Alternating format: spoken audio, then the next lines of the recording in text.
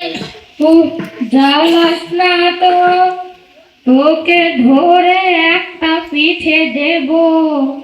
আপনি যে গোসল করতে যাচ্ছেন, আপনি কি গোসলের ফরজ জানেন?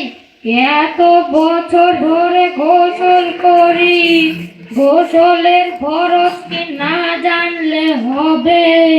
আচ্ছা দাদা, বলেন তো গোসলের ফরজ কয়টি ও কি কি?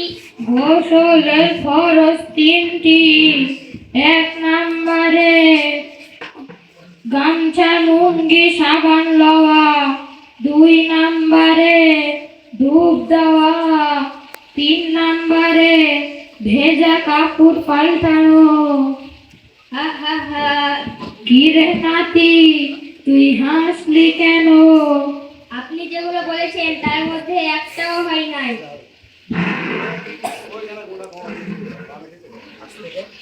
আজ থেকে 60-70। আজ থেকে 60-70 বছর বকার মতো ডুব দিছেন আর উঠছেন, রাস্তায় হেঁটে আগুন নিয়ে টানছেন আর টানছেন। তাহলে নাতি তুই ঠিক করে বল তো। আচ্ছা দাদা, আমি বলি, আপনি শোনেন। আচ্ছা নাতি তুই বল, আমি শুনি। গোসলের ফরজ তিনটি।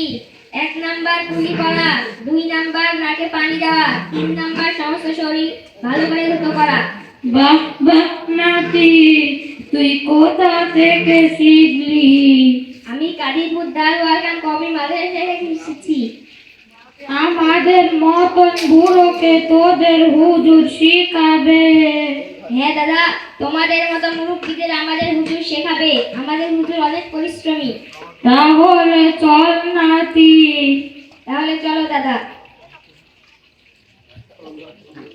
আসসালামু আলাইকুম ওয়া রাহমাতুল্লাহি ওয়া বারাকাতুহু। এটা মাফি।